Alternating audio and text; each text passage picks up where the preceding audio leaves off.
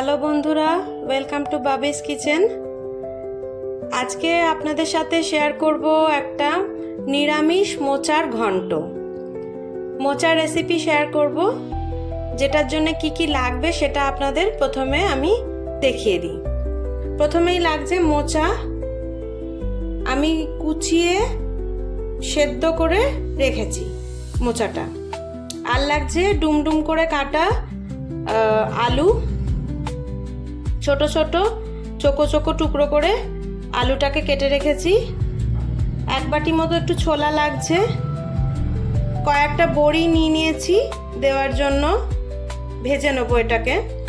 আর এটার জন্য একটা মশলা লাগছে, সেটা হচ্ছে আদা, জিরে, কয়েকটা কাঁচা লঙ্কা আর নারকেলটা আমি কুড়িয়ে রেখেছি।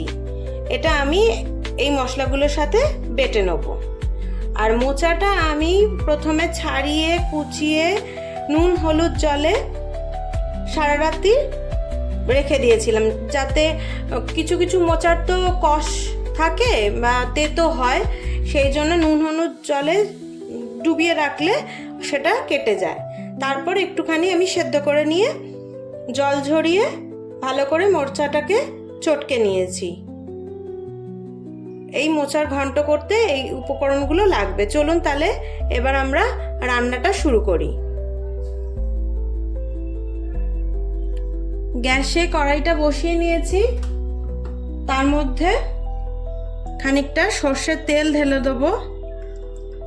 যে পরিমাণ উপকরণ রয়েছে সেই পরিমাণ আন্দাজ মতো সর্ষের তেল নিয়ে নেব। তার মধ্যে দুটো তেজপাতা দিয়ে দেবো ফোড়নে, তেলটা গরম হতে হতে। আর গোটা জিরে একটুখানি ফোড়নে দিয়ে দেবো।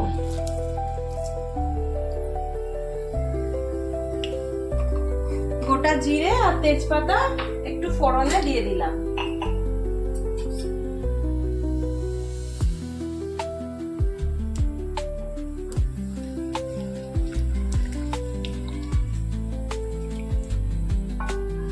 ফোড়নটা খুব ভালো মতো হয়ে গেলে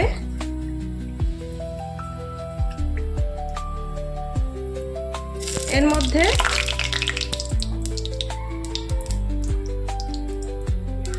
ডুমো করে কাটা আলুগুলোকে ভেজে নেব।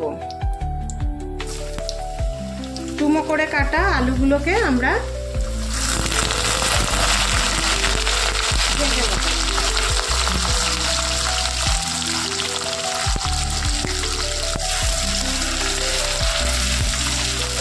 একটু লাল লাল করে ডুমো করে কাটা আলুগুলোকে আমরা ভেজে নেব।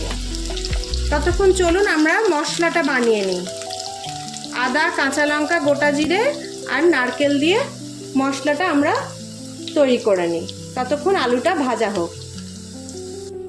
এই যে মশলাটা রেখেছি, চলুন এটা আমরা মিক্সির বাটিতে নিয়ে এটা আমরা বেটে নিই।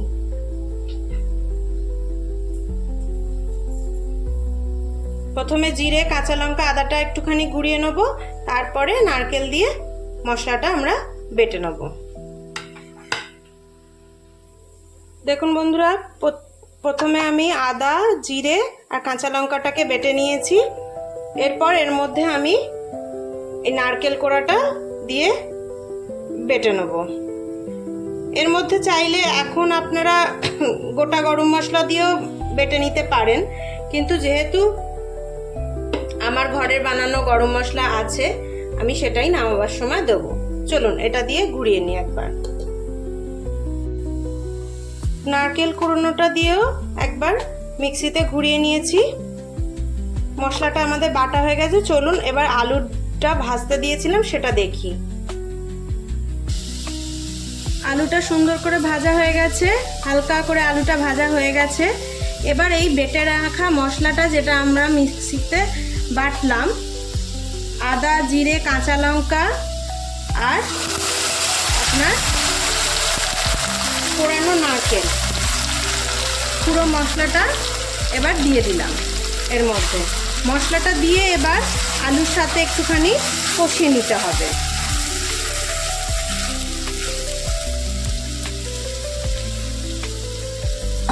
মশলাটা দিয়ে এবার আলুর সাথে খানিকটা কষিয়ে নিতে হবে। মিক্সিতে মশলা ধোয়া জলটাও দিয়ে দিই, কারণ এর মধ্যে অনেকটাই মশলা ছিল, নারকেল বাটার যেটা। এবার স্বাদ অনুযায়ী আমরা নুন, চিনি, হলুদটা দেব। যে পরিমাণ মোচা বা মোচার তরকারিটা আমরা বানাচ্ছি সেই পরিমাণ অনুযায়ী নুন, হলুদ, চিনিটা দেব।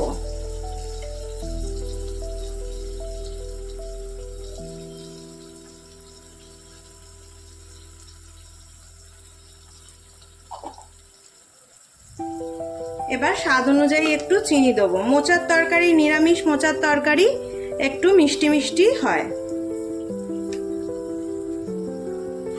এবার এই নুন, চিনি, হলুদ এগুলো একটুখানি কষিয়ে নিতে হবে। বাটা মশলাটার সাথে এগুলো সুন্দর করে কষিয়ে নিতে হবে। একটু রঙের জন্য কাশ্মীরি লঙ্কার গুঁড়ো দেওয়া যেতে পারে, যাতে রঙটা দেখতে সুন্দর লাগে। সেই জন্য একটুখানি কাশ্মীরি লঙ্কার গুঁড়ো আমি দিয়ে দিলাম। 1.5 চামচ মতো একটু কাশ্মীরি লঙ্কার গুঁড়ো এর মধ্যে দিয়ে দিলাম। এই কষানোর সময় আমি ভেজানো ছোলাটা এর মধ্যে দিয়ে দেবো, কারণ ভেজানো ছোলাটা দিলে কি হবে, এর সাথে কষাও হয়ে যাবে, খানিকটা সেদ্ধও হয়ে যাবে। যেটা 1 বাটি ছোলাটা ভিজিয়ে রেখেছিলাম সেটা আমি দিয়ে দিলাম। দিয়ে এবার এটাকে ভালো করে সুন্দর করে কষাতে থাকবো।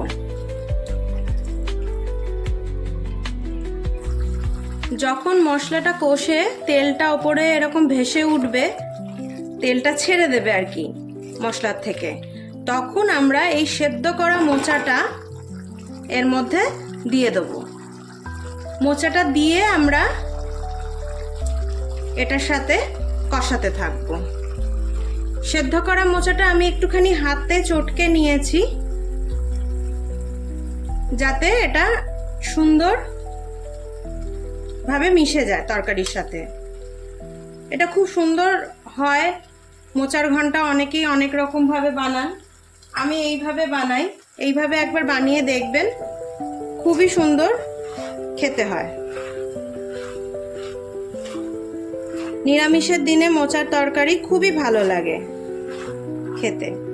আর আমাদের তো শনি মঙ্গলবার অনেকেরই নিরামিষ হয়, আবার শনি মঙ্গলবারে অনেকে মোচা খান না, তারা বৃহস্পতিবারে বানিয়ে খেতে পারেন, এমনি দিনও বানিয়ে খেতে পারেন। নিরামিষের দিনেই যে বানাতে হবে, খেতে হবে তার কোনো মানে নেই। মোচাটা এমনই সুন্দর একটা জিনিস, আর এত সুন্দর করে বানালে যে কোনো দিন খাওয়া যেতে পারে। এটা একটুখানি এরকম মশলার সাথে কষিয়ে নিয়ে একটুখানি ঢাকা দিয়ে এটা হতে দিতে হবে। সিম আঁচে একটুখানি ঢাকা দিয়ে এটা মজতে দিতে হবে।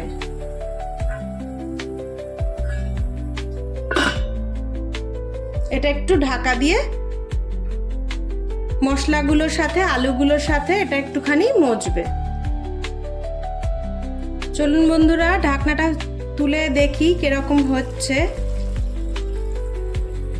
দেখুন কি সুন্দর এটা তেল জল মশলাটার সাথে মিশে তেল ছেড়ে এসছে তরকারিটা থেকে। এবার এর মধ্যে মোচার ঘন্টটা হয়ে গেছে পুরো মাখা মাখা। এবার এর মধ্যে আমার ঘরে তৈরি করা গরম মশলা দেব, আর নামাবার আগে ঘি দেবো। ঘি গরম মশলা ছড়িয়ে এটাকে নামাবো। তাহলে ঘরে তৈরি করা আমার সেই গরম মশলাটা আমি দিলাম, যেটা আমার এক বন্ধু কমেন্টে চেয়েছে। নিশ্চয়ই রেসিপিটা দেব আমি, বাড়িতে কিভাবে আমি গরম মশলাটা বানিয়েছি, কি কি দিয়ে বানিয়েছি। আর এর মধ্যে 1 চামচ মতো ঘি দিলাম।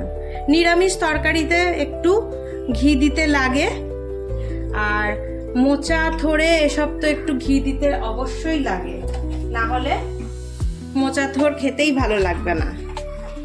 থোর মোচাতে ঘি গরম মশলা পড়বে না, মিষ্টি পড়বে না, সেটা কি করে হয়? খুব সুন্দর হয় এটা নিরামিষের। আর এবার ওপর থেকে ছড়িয়ে দেবো ভেজে রাখা বড়িটা। যে বড়িটা আপনাদের দেখিয়েছিলাম সেটা ভেজে একটু আধ ভাঙা করে রেখেছি যাতে এর মধ্যে দেওয়া যায়। খুব আগে দিলে তাহলে নরম হয়ে যাবে বড়িটা। এই দেখুন, তেলের মধ্যে ভেজে খানিকটা ভাঙা ভাঙা করে রেখেছি। পুরোটা একদম গুঁড়ো করিনি, একটু একটু ভাঙা। পুরো গুঁড়ো করলে তাহলে একদম মিশে যাবে, মুখে পড়বে না। আবার খুব বড় রাখলে তাহলে এর ভেতরেই মশলা, তেল মশলাটা আর কি স্বাদটাও ঢুকবে না। সেজন্য একটুখানি আধ ভাঙা করে এর মধ্যে মেশাতে হবে। সুন্দরভাবে এটা মাখা মাখা হয়ে রেডি হয়ে গেছে। একদম খাবার জন্য, পরিবেশনের জন্য একদম রেডি মোচার ঘন্ট, নিরামিষ মোচার ঘন্ট। আপনাদের কেমন লাগলো সেটা অবশ্যই জানাবেন। চলুন এটাকে আমরা এবার সার্ভ করে নিই। দেখুন বন্ধুরা, কি সুন্দর এটা দেখতে হয়েছে, খেতেও খুব সুন্দর। নিরামিষের দিনে অবশ্যই এটা বানিয়ে আপনারা খাবেন এবং আমাকে জানাবেন কেমন লাগলো রেসিপিটা। কমেন্ট করবেন, সাবস্ক্রাইব করবেন। সাবস্ক্রাইব করার সময় বেল আইকনটা প্রেস করে দেবেন যাতে সুন্দর সুন্দর রান্না আপনাদের কাছে পৌঁছে যায় যখনই আমি চ্যানেলে ছাড়বো। কেমন লাগলো রেসিপিটা এটা অবশ্যই আমাকে কমেন্টে লিখে জানাবেন। আর অবশ্যই এরকমভাবে বানিয়ে খাবেন। জানি একটু মোচা কাটতে বাছতে একটু কষ্ট, কিন্তু যদি এরকমভাবে বানিয়ে খান একবার, সত্যি খুব সুন্দর রেসিপিটা, খুব ভালো লাগবে। একবার অন্তত ট্রাই করবেন। তাহলে ভালো থাকবেন বন্ধুরা। আজকের মতো টাটা।